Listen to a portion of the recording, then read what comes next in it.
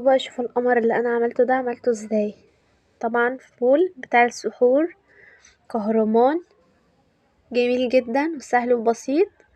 يلا تعالوا نشوف احنا عملناه ازاي. عليكم ورحمة الله وبركاته، ازيكم عاملين ايه؟ وحشتوني. النهاردة بقى هنعمل الفول مدمس للسحور. كل سنة وانتم طيبين ويا رب كده رمضان يكون خير علينا وعليكم. طبعا انا معايا كمية الفول، معايا كيلو فول. طبعا انا نقعاه قبلها بيوم. طبعا اهوت، يعني قبل ما ادخل انام كده قمت انا بلاه.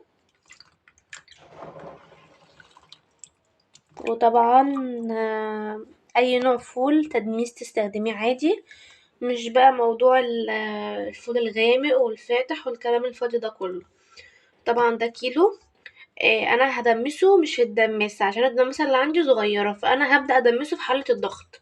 وطبعا اللي ما عندوش حلة ضغط دمسه في حلة عادية، بس طبعا هياخد وقت شوية. دي كمية الفول اهي في حلة الضغط.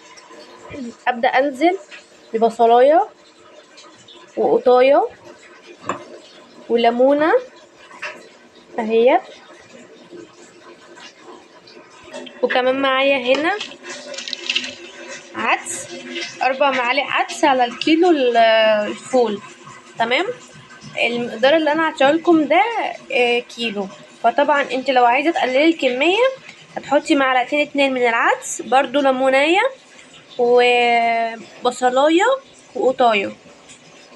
طبعا انا هحط ميه سخنه مغليه، وطبعا هبدا انزل بمعلقه كبيره من الكركم. طبعا دي بتدي لون جامد جدا. شويه كمان من البابريكا. طبعا انا كده خلاص حطيت كل المقادير، هبدا انزل بميه سخنه مغليه. طبعا دي كميه الميه اهيت. الميه دي كويسه جدا، يعني انتي المفروض تكتري الميه شويه كمان، سواء حله ضغط غير حله الضغط عشان خاطر الفول ما ينشفش معاكي. طبعا هغطيها واولع عليها في حدود نص ساعه. طبعا الميه المغليه، انا حاطه ميه مغليه بلاش ميه بارده. لما اعدي عليها نص ساعه وافتح عليها واوريكم بقى هعمل ايه بعد كده. هو طبعا مش محتاجه ان انا احط له حاجه تقله. شوفوا سمكه.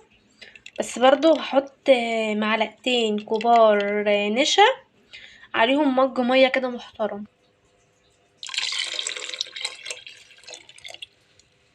اهوت. هسيبه بقى لحد ما يغلى كده مع نفسه شويه والثوم كده يتقل شويه، برغم ان هو كان حلو. عند الفول بعد ما برد بصوا تحفه، والله العظيم جمالة الفول مش طبيعي، ولا تقولي لي بقى بره ولا كلام من ده. هو لسه فيه شويه سخونيه بسيطه اهوت. هسيبه يهدى بقى وابدا ان انا اعبيه واوريكم الشكل النهائي. تعالوا بقى شوفوا الطعامه دي، فعلا زي ما الكتاب بيقول شويه فول. طبعا اهو شوفوا مستوي جميل خالص. يا رب الفيديو البسيط ده يعجبكم. وطبعا هوريكم الكمية الأخيرة اللي أنا طلعتها منه. طبعا كمية محترمة.